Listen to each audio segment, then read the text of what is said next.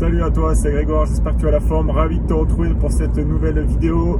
Aujourd'hui on va parler de la mauvaise idée d'acheter un studio en locatif. Alors si ce n'est pas encore fait, abonne-toi, clique sur la petite cloche pour être prévenu de toutes mes prochaines vidéos. Clique sur le bouton like aussi en dessous de cette vidéo au passage. Alors, acheter un studio, est-ce que c'est une bonne idée? Ben non, c'est pas du tout une bonne idée. Il y a plusieurs raisons à ça. C'est que évidemment, tu as envie de gagner un petit peu d'argent avec l'immobilier, tu as envie de placer un peu ton argent, mais acheter un studio, c'est pas forcément le bon plan pour plusieurs raisons. La première, c'est que si tu achètes dans une grande métropole, la concurrence pour acheter un studio, elle est juste dingue, elle est juste incroyable. Pour te donner un ordre d'idée, moi je suis sur Bordeaux, donc je suis allé voir au début, quand j'ai commencé mon parcours d'investissement locatif, je me suis demandé, ça serait cool d'acheter un studio, mais comme tout le monde, tu vois. Et je suis allé voir un petit peu les agences immobilières dans les secteurs où il y avait des étudiants. Et je suis allé leur poser tout un tas de questions et je leur ai demandé, est-ce qu'il y a beaucoup de biens à vendre déjà? Et en fait, la réponse qu'ils m'ont donnée, c'est il n'y a pas beaucoup de biens à vendre et on a déjà un listing de gens prêts à acheter. Donc quand tu vois qu'ils ont un listing de gens prêts à acheter, c'est-à-dire qu'il y a énormément de biens qui doivent passer sous le manteau en off, et que tout le monde s'arrache, c'est-à-dire qu'en fait les agences immobilières, elles ont des biens, elles arrivent à rentrer enfin un mandat, et du coup les gens, elles ont juste un listing de gens à appeler pour que le bien parte en un claquement de doigts. Et tout ce qui reste sur le bon coin, c'est soit des biens qui sont beaucoup trop chers, ou soit des biens qui sont mal placés, ou qui sont au dernier étage sans ascenseur, ou qui ont on va dire des défauts un peu trop grossiers, ok? Donc le studio, déjà pour ça, c'est un mauvais plan. Et en plus, tu as un ratio mètre carré, prix au mètre carré qui est juste exorbitant. Et si tu as besoin de vendre rapidement, je sais pas moi, 6 mois à court terme, pour X raison, et du coup, tu vas pas faire de plus-value sur cet investissement-là. Donc ça, c'est le premier point. Ensuite, il y a la fiscalité. Est-ce que tu as bossé la fiscalité? Est-ce que tu sais quelle fiscalité tu vas utiliser pour ton studio? Donc si tu ne sais pas ce que c'est que le loueur meublé non professionnel, je te renvoie vers les vidéos autour de cette chaîne YouTube quelque part. Si tu fouilles un peu, il y a des vidéos autour du LMNP pour que tu te formes un peu et que tu apprennes un peu la fiscalité.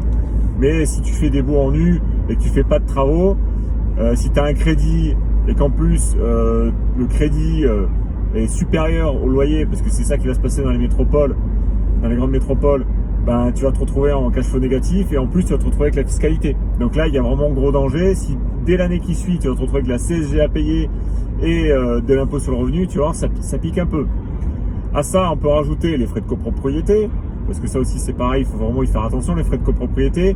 Vérifie bien si tu achètes un studio que les PV d'AG, donc les procès-verbaux, soient bien, qu'est-ce qui a marqué dedans, sur qu'est-ce qui a été voté. Parce que tu vois que c'est une très très mauvaise idée d'acheter un studio, surtout s'il y a des frais de copro qui sont juste énormes et qui vont venir manger ton cash flow. Ensuite, il y a tout ce qui est travaux d'entretien, c'est-à-dire les coups de peinture entre deux locataires, on va dire les petits changements, voilà, des petites fuites, et tout ça, ça a un coût aussi. Alors tu vas me dire, c'est pas tout le temps, Greg, je sais, c'est pas tout le temps, mais c'est tout mis bout à bout, tu vois, ok? C'est ça qui va venir gréver ta rentabilité.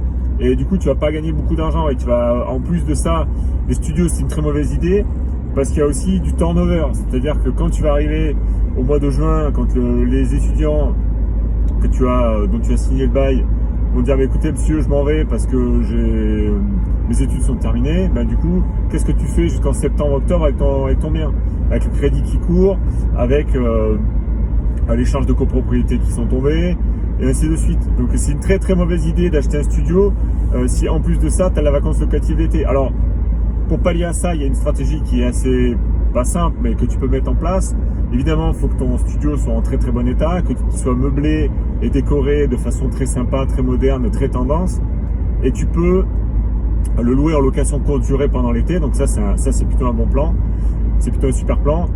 Si tu arrives à mettre en place un système de boîte à clés et que tu arrives à déléguer la partie, on va dire, ménage, ça c'est vraiment valable. Mais si tu dois te faire le ménage l'été en plus, ça va pas le faire, quoi. Je veux dire, au bout d'un moment, tu vas faire ça 1 an, 2 ans, au bout d'un moment, tu vas en avoir marre.